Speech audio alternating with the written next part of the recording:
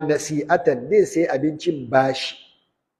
Falamma su'ilat jariyatu an zalika, shi aka tambaye ku yangansa, ba shi jiya Muawiya ya turo mai 4,000, wani kuma ya turo mai 2,000, wani ya turo mai 3,000 jiya daddare, ya yau da safe dai zo yana neman abinci bashi.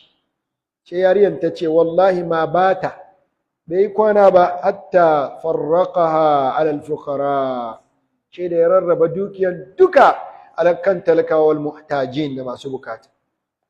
Kana Abu Talha yamtaliku hadikatan kabira, Abu Talha na da gona mai girma, wa kanat min ahabbi amwalihi ilayhi, yana daga cikin dukiyansa wanda yafi so. Alamma nazala qawluhu azza wa jal, ranar da aya ta sauka, lan tanalul birra hatta tunfiqu mimma tuhibbun, ba za ku taba samun aljanna face kun ciyar daga abin da kuke so. Zahaba ila annabi, sheka wurin annabi, wa qala lahu ya rasulullah inna habba amwali ilayya biruha.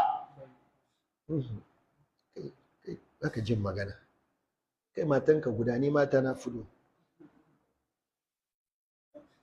Wani malin muna wani fada, bari mu kare. Akwai malumman da ke ce biruha, akwai masu ce bairuha. Yasa na tun san ka tun san bairuha, shi na kara maka biruha. Yasa wani malami yayi karatu ya ce banu Isra'iliyawa, shi aka ce shi ce wata kira.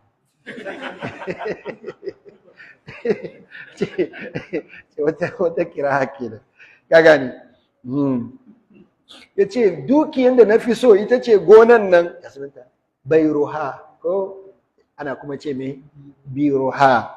Ismul hadika, na ji shi a bakin wani babban malami ne cikin malumanmu na Saudiya, ban tuna da shi ko wani, ban son kira sunan mai shi, in kuskure. Ya ce biruha, ismul hadika sunanta kenan. Wa inna sadaqatun lillah, ya ce ya ma'aikin Allah, na doki na yi sadaka gonar duka. In aka ce gona a wurinsu ba irin namu ba ne, aka ce gona gida na ciki, rijiya mai ruwan dadi na ciki, sannan kuma gona kuma shi wannan nashi nan dabino, itatunan dabino 700, da shuka kube 700 an wuce abirem. Ya ce duka bi'tu hadikati bi nakhlatin fil janna, wannan shi ya sayar da gonansa da dabino daya a cikin aljanna. Wane ne? Ja rajul ila rasulillah fa qala ya rasulullah inna li fulanin nakhla, ya rasulullah wani na da itaciyar dabino, wa ana uqimu haiti biha, ni kuma ganawa ina son in gina fence wall tsakanina da shi. Na'am,